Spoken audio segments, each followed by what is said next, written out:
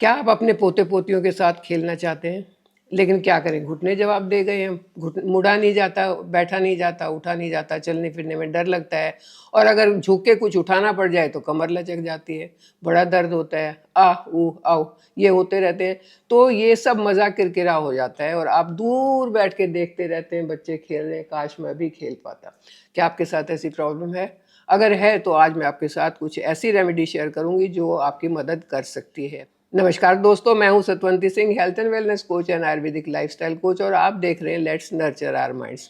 जैसा कि मैंने आपके साथ बात की कि एक ही चीज़ मैं आपके साथ शेयर करूंगी, वो आपने खानी है। आप जानते होंगे, उसका नाम भी जानते होंगे, लेकिन उसके क्या क्या फ़ायदे होते हैं शायद वो नहीं पता होगा, या उस तरीके से नहीं खा रहे होंगे जिससे खाना चाहिए और आपको मैक्सिमम बेनिफिट्स मिलने चाहिए। होता क्या है कि हमारी एज जो है वो 40 के बाद जब हम आगे बढ़ते हैं, मतलब 40 की उम्र के बाद कहीं ना कहीं जॉइंट में पेन होना शुरू हो जाता है। पहले तो इसे बुढ़ापे की बीमारी कहते थे, लेकिन आजकल तो ये यंग एज में भी 30-35 में भी हो जाता है। और जोड़ों का दर्द जो है वो हमारी मोबिलिटी को कम कर देता है, लाचार कर देता है और बैठने पर मजबूर कर देता है। तो ऐसी समस्या ना आए उसके लिए हमें कुछ एक चीज़ों का, थोड़ी सी चीज़ों का ध्यान रखना होता है। एक तो अपने आप को एक्टिव रखना होता है। अगर हम सारा दिन बैठे ही रहे कि बैठ के काम भी कर लिया, फिर बैठ के टीवी देख लिया, फिर उठ के हम सो गए, तो हमारी एक्टिविटी नहीं होती है। वैसे भी हमारा चलना फिरना तो आजकल बहुत कम हो गया। शुरू से गाड़ी में बैठ के निकल जाते हैं, फिर वापस आ गए गाड़ी में बैठ के और टीवी देख लिया बैठ के, तो चले कहाँ? नहीं चले तो हमारे घुटनों को आदत पड़ जाती है ना चलने की और वो स्टिफ हो जाते हैं। तो वो स्टिफ नहीं हो, उसी के लिए मैं आपके साथ रेमेडी शेयर करूंगी। लेकिन साथ में मैं ये भी चाहूँगी कि आप अपनी फिजिकल एक्टिविटीज़ का ध्यान दें, अपनी डाइट का ध्यान दें। डाइट में ऐसी चीज़ें ना लें जो आपको नुकसान कर सकती हैं, और ये सबको पता होता है कि कौन सी चीज़ नुकसान करती है। सिर्फ ज़बान के टेस्ट के लिए या आलतू फालतू चाउमीन और ये वो खाते रहते हैं और अपनी सेहत को ख़राब करते हैं। थोड़ा सा उनसे बचना होगा। कोई अनोखी चीज़ नहीं मैं आपके साथ आज शेयर करने वाली हूँ। जानते होंगे, नहीं जानते होंगे तो नाम सुन के आपको याद आ जाएगा, वो है गोंद कतीरा। अभी गर्मियाँ शुरू हो गई हैं। गर्मियों में मार्च से लेके और सितंबर तक गोंद कतीरा अगर खाया जाता है तो वो हमें क्या क्या बेनिफिट देगा उसके बारे में बात करेंगे, और जॉइंट्स के लिए क्यों ये फ़ायदेमंद होगा उसके बारे में भी बात करेंगे। लेकिन पहले ये जान लेते हैं कि गोंद कतीरा है क्या। ये जितने भी टाइप के गोंद होते हैं वो सारे पेड़ पर लगते हैं। तो अलग अलग पेड़ पर अलग अलग तरह के गोंद लगते हैं और वो अलग अलग कॉम्बिनेशन में अलग अलग काम आते हैं। जैसे ये अगर मैं आपको दिखाऊं तो ये है कीकर की गोंद। ये बहुत ही ज़्यादा हेल्दी, बहुत ही ज़्यादा न्यूट्रिशियस होती है। ये डिलीवरी के बाद लेडीज़ को खिलाया जाता है ताकि उनकी रिकवरी जल्दी हो जाए। सर्दियों में हमारे यहाँ हरियाणा में तो सबके घर में गोंद के लड्डू बनते हैं ताकि साल भर के लिए एनर्जी पूरी मिल जाए। तो ये है कीकर की गोंद। ये है गोंद कुंदरू। ये भी मेडिसिनल प्रॉपर्टी रखता है, लेकिन ये इस पर्पज़ के लिए नहीं, किसी दूसरे पर्पज़ के लिए है। और आज जो मैं शेयर आपके साथ करने वाली हूँ ये है गोंद कतीरा। गोंद कतीरा देखने में कुछ ऐसा लगता है, दोनों में फ़र्क ये है, अगर हम कीकर की गोंद को पानी में डालते हैं तो ये डिज़ोल्व हो जाती है, ये इसकी पहचान है। लेकिन अगर हम गोंद कतीरा को पानी में डालते हैं तो ये फूल के अपने साइज से कई गुना फूल के कुछ ऐसा हो जाता है, एक जेली की फॉर्म ले लेता है और ये इसका जेली फॉर्म होता है। इसका अपना कोई टेस्ट नहीं है, इसमें कोई अपना फ्लेवर नहीं है, बिल्कुल ब्लैंड है ये। और इसको हम किसी भी चीज़ के साथ मिला के खा सकते हैं, ये इसकी खास बात है। अब चलिए बात करते हैं कि ये आपकी हड्डियों को कैसे मजबूत करेगा। पहला काम तो गोंद कतीरा खाने का ये होगा कि आप जो भी खाना खा रहे हैं उसके न्यूट्रिएंट एब्जॉर्प्शन में इससे बहुत मदद मिलेगी। और जो न्यूट्रिशन आपकी बॉडी को, आपकी हड्डियों को चाहिए, वो जब आपको पूरा मिल जाएगा तो प्रॉब्लम अपने आप सॉल्व होना शुरू हो जाती है। ये जॉइंट्स में लुब्रिकेंट दोबारा बनाने में मदद करता है, जॉइंट्स की स्वेलिंग को दूर करता है। जॉइंट में दर्द का क्या कारण होता है कि उनमें स्वेलिंग आ जाती है, फिर हड्डियां आपस में टकराना शुरू हो जाती है। जब जितनी ज़्यादा टकराएंगी उतना ज़्यादा दर्द होगा। अगर वो ईजीली वो जॉइंट चलते रहें, चाहे वो कंधे का जोड़ है, चाहे वो कोहनी का जोड़ है, या घुटने का है, या टखने का है, अगर जॉइंट आराम से चलते रहते तो दर्द नहीं होता। जहाँ उनमें स्वेलिंग हुई या उनका लुब्रिकेंट कम हुआ तो वो टकराते हैं, जितनी हड्डियाँ टकराएंगी दर्द उतना ज़्यादा होगा। गोंद कतीरा की एंटी इन्फ्लेमेटरी प्रॉपर्टीज़ होती हैं, तो ये उस इन्फ्लेमेशन को कम करता है। जो सूजन अंदर से आ गई, जो शायद आपको बाहर नहीं दिख रही है, अंदर है, तो उस सूजन को कम करेगा और आपकी हड्डियों के बीच के गैप को बढ़ा के, मतलब सही करके, और उस आपको चलने फिरने में मदद करेगा। दूसरा, लुब्रिकेंट बढ़ाएगा। लुब्रिकेंट बढ़ने से क्या होगा, फ्लेक्सिबिलिटी बढ़ जाएगी, आपके जॉइंट्स जो है वो स्टिफ नहीं होंगे। स्टिफ जॉइंट बहुत परेशान करते हैं। कभी कभी आपने भी देखा होगा, जब क्रैम्प्स आते हैं तो आपकी हड्डी स्टिफ हो जाती है, उसको हिलाना मुश्किल हो जाता है और बहुत पेन होता है। ऐसे ही जॉइंट भी स्टिफ हो जाते हैं। अगर स्टिफ हो गए तो दर्द होगा।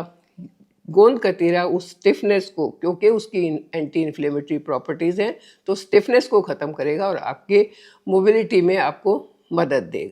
बोन हेल्थ के लिए इसलिए भी अच्छा है कि इसके अंदर वो चीज़ें जैसे कैल्शियम है, जैसे मैग्नीशियम है, या जो और भी चीज़ आपकी बोन्स को चाहिए जिससे उनकी डेंसिटी बढ़े, तो वो सारी चीज़ इसके अंदर होती हैं। और दूसरे खाने से भी न्यूट्रिएंट एब्जॉर्प्शन ज़्यादा होता है, तो बोन्स की डेंसिटी बढ़ाने में और आपको और ऑस्टियोपोरोसिस जैसी समस्या से बचाने में भी ये मदद कर सकता है। आपके घुटनों के दर्द को कम कर सकता है, क्योंकि उनका अगर लुब्रिकेंट बढ़ गया, स्टिफनेस कम होगी, तो उनका दर्द अपने आप ही कम हो जाता है। तो ये तो हुए कि घुटनों के दर्द में कहाँ कहाँ फ़ायदा करेगा। अब बात करते हैं कि इसके और क्या फ़ायदे हैं।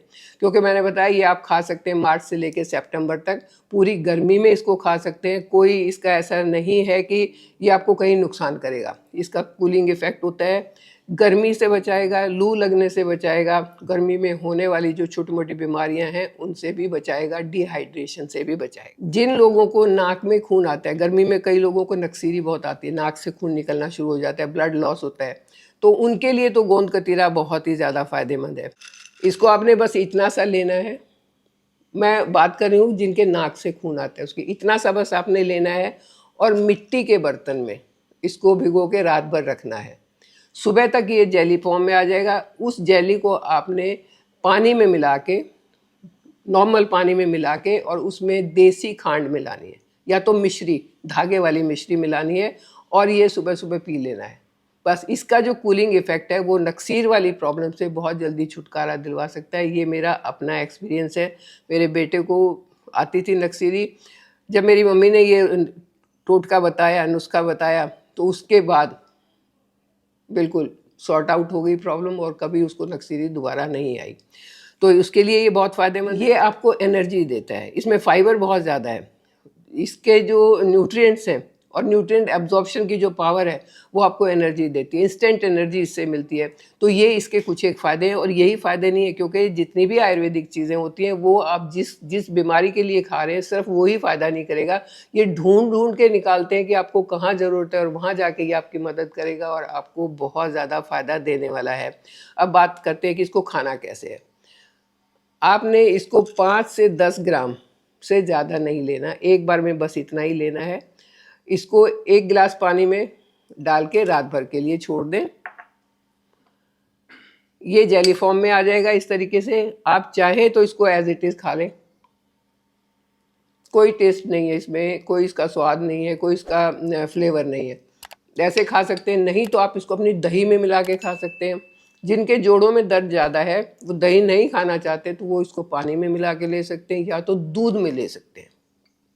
अगर आपको ये बहुत फीका लग रहा है तो आप इसमें हनी मिला सकते हैं, या तो मिश्री मिला सकते हैं, और उसके साथ आप इसको ले सकते हैं। लेने में, क्योंकि इसका अपनी कोई गंध नहीं है, अपना कोई स्वाद नहीं है, तो आप इसको जैसे चाहें ले सकते हैं, और ये आप बहुत आराम से इसको कंज्यूम कर सकते हैं, कोई प्रॉब्लम इसमें नहीं आती है। अब सवाल ये उठता है कि इसको खा लिया, लेकिन रिजल्ट कितने दिन में मिलेंगे। अब देखिए, कोई जादू नहीं है ये कि आपने अभी खाया अभी ठीक हो गया। ऐसा जादू तो अंग्रेज़ी दवाइयाँ करती हैं कि अभी आपने खाया, बुखार उतर गया 2 घंटे के बाद, और फिर 2-3 घंटे बाद दोबारा से चढ़ गया। वो तो अंग्रेज़ी दवाइयाँ करती हैं। देसी नुस्खे जो होते हैं वो टाइम लेते हैं, लेकिन जड़ से ख़त्म करते हैं प्रॉब्लम को। तो ये आपको फ़ायदा देगा। 7 से 10 दिन के बाद आपको महसूस होना शुरू होगा, और 15 दिन के बाद आपको पूरी एनर्जी महसूस होगी।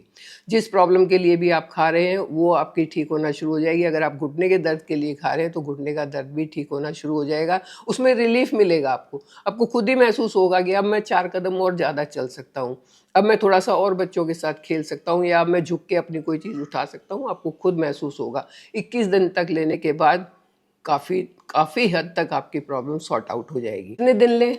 जब तक आपको ज़रूरत है तब तक लेते रहे। मार्च से लेकर सितंबर तक आप कितने दिन भी ले सकते हैं इसको। इसका कोई ये रूल नहीं है कि इतने दिन के बाद बंद करना है या छोड़ना है, ऐसा कुछ रूल नहीं है इसका।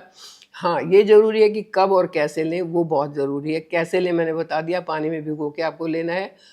कब लें? अगर आप खाली पेट लेते हैं तो ज़्यादा फ़ायदा करेगा। नहीं खाली पेट ले सकते हैं, कोई दवा ले रहे हैं, कुछ और ले रहे हैं, तो आप उसको 10-11 बजे के आसपास, जब आपका बीच का स्नैक्स का टाइम होता है उस टाइम ले सकते हैं। लंच से पहले ले सकते हैं, आधा घंटा पहले। लंच से आधा घंटा पहले लेने का एक फ़ायदा और भी होगा आपको कि आपको फुल कर देगा। आपकी भूख जो है वो और ज़्यादा नहीं लगेगी, क्योंकि इसमें फाइबर बहुत है। भूख कम लगेगी, आप कैलोरी कम खाएंगे, ऑटोमेटिकली आपका वज़न भी कंट्रोल होना शुरू हो जाएगा। तो ये इनडायरेक्ट फ़ायदा इसका हो जाएगा। कुछ एक प्रिकॉशंस की ज़रूरत है, क्योंकि इसकी तासीर ठंडी होती है, तो इसको सर्दियों में नहीं खाना चाहिए। इसीलिए मैं अभी गर्मी के शुरू में ये आपके साथ वीडियो शेयर कर रही हूँ कि गर्मियों में आप आराम से इसको खा सकते हैं। सर्दी में इसको नहीं खाना चाहिए, इसको रात को नहीं खाना चाहिए। जिन लोगों को कफ ज़्यादा बनता है, बार बार खांसी जुकाम होता है, उनको ये नहीं खाना चाहिए, क्योंकि ठंडी तासीर होने के कारण ये कुछ ना कुछ रिएक्शन कर सकता है। रात को तो बिल्कुल नहीं खाना चाहिए, क्योंकि इसका जो फाइबर है वो रात को डाइजेस्ट होने में बहुत प्रॉब्लम होती है। तो आप लंच तक ही इसको खा लें, यानी ब्रेकफास्ट में खाएं, 11 बजे खाएं या लंच से पहले खाएं, तभी ये बहुत फ़ायदा करेगा। रात को नहीं खाना चाहिए। ये प्रेग्नेंट लेडीज़ के लिए और लैक्टेटिंग मदर्स के लिए भी अच्छा है, बट उनको अपने डॉक्टर से सलाह ले लेनी चाहिए पहले। ऐसे मेरे कहने से नहीं खाना चाहिए, क्योंकि न जाने आप कौन सी दवाओं पर हैं, तो उसके बारे में आपका डॉक्टर आपको ज़्यादा अच्छे से बताएगा। जिनको अस्थमा का प्रॉब्लम है उनको भी नहीं खाना चाहिए। बस बाकी सब आराम से खा सकते हैं नॉर्मली। और आप देखेंगे कि कुछ ही दिनों में आपकी हड्डियां जो है वो फौलादी होनी शुरू हो जाएंगी। बिल्कुल आपके दर्द वर्द सब खत्म हो जाएंगे। कितनी आसान सी चीज़ है और बहुत सस्ता आता है, महंगा नहीं आता, और सब जगह मिल जाता है। किसी भी पंसारी के पास जाके, किसी भी ग्रोसरी स्टोर पर जाके आप अगर इसको मांगेंगे गोंद कतीरा, तो आपको आराम से मिल जाएगा। तो जो चीज़ मिलने में आसान है, खाने में आसान है, फ़ायदे इतने सारे हैं, उसको तो आप ले सकते हैं ना और खा सकते हैं। अच्छा, मुझे ये ज़रूर बताना कि क्या आप इसको पहले से खा रहे थे? पहले आपने कभी खाया है, या हड्डियों के दर्द के लिए अभी आप मेरे बताने के बाद खाएंगे?